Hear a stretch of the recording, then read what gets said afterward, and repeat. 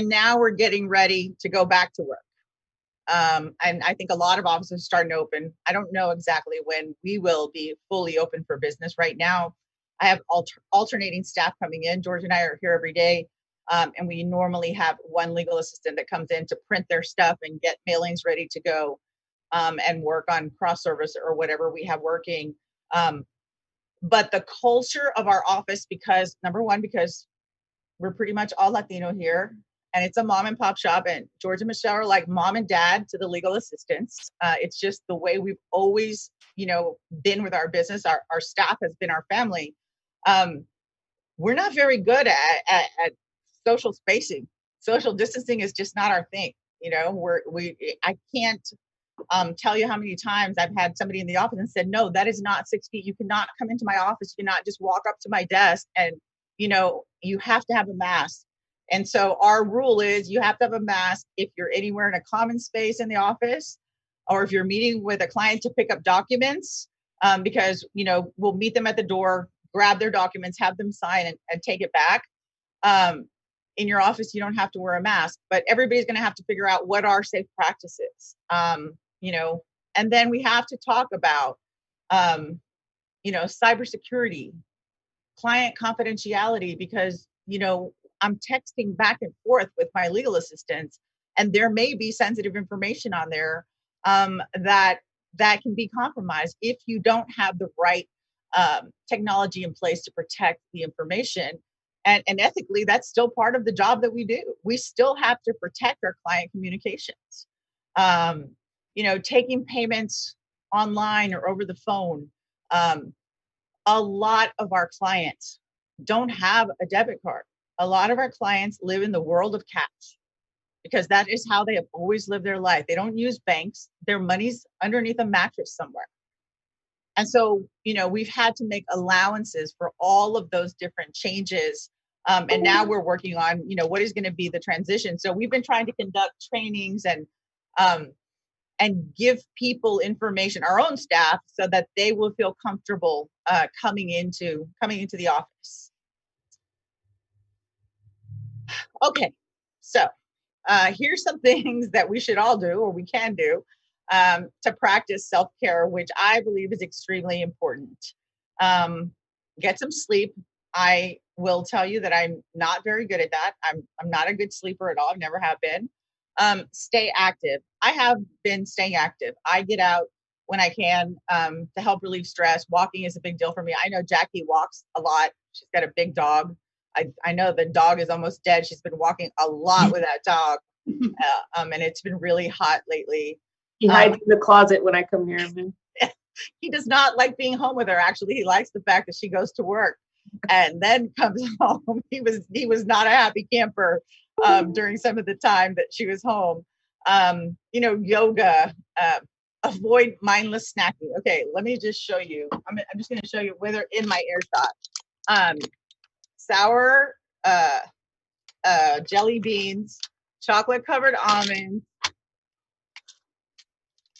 limon Cheetos. I'm not good at this part because I am an impulse eater.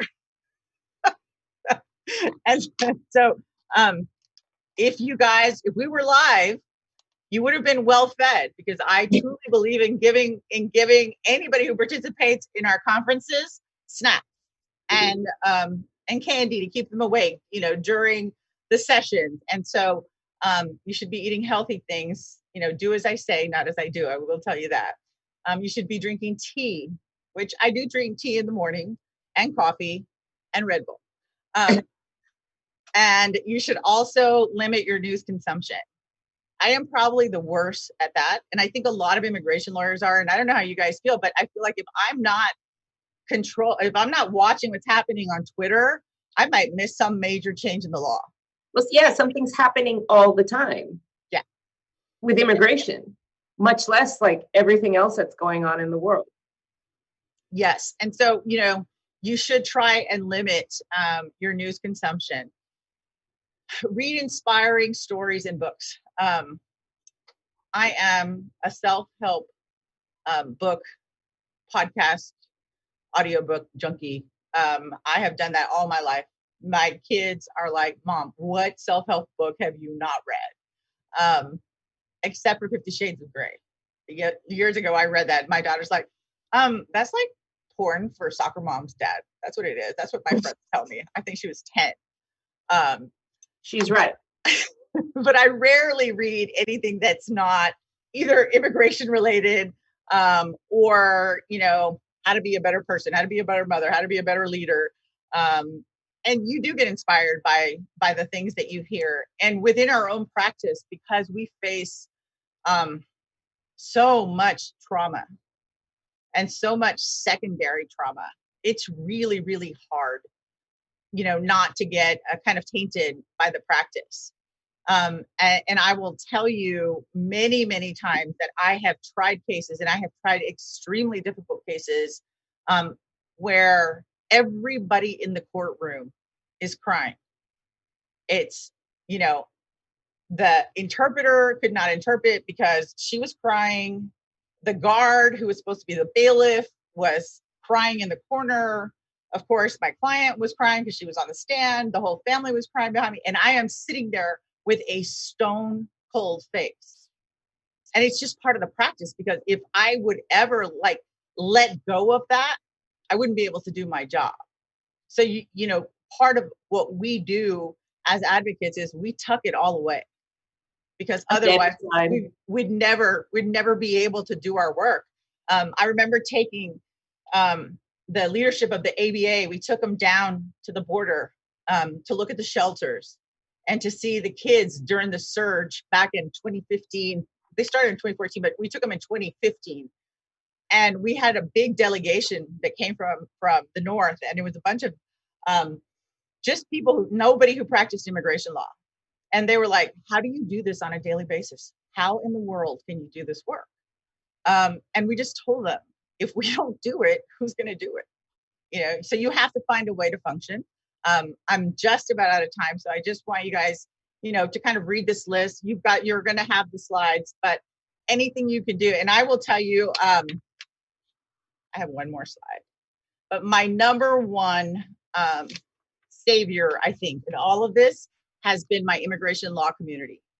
It's a community of lawyers, whether it's through my Texas network or through my national ALA network.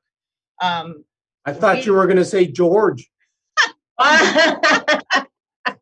Well, that's how you know if a marriage is going to survive, if you've been quarantined together for a long time. But see, George and I have worked together for our entire careers. So I'm pretty much, he's just a fixture on the wall. We're used to each other. We're pretty good. We can be in the same place. So it has been this network of what's going on, people. How are we going to do this? And knowing that I have somebody to turn to, either a small business person like anybody, who's been on this panel, who's ever had a law firm, or who's had to deal with detained clients and knows how to do all this. And so the fact that we get to do this all together, I think that has been my saving grace. And sadly, when I see the country right now, and I don't know how you guys feel, but I watch what's going on. I watch the division. I watch the hatred, the racism all over.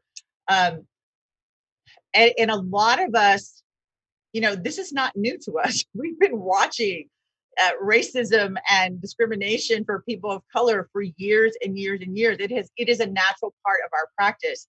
I will tell you that, it is time that we start seeing, systemic changes, and that we're actually recognizing the racial bias that exists in our country. But it has been a sad time because of the violence and everything else that has come from it.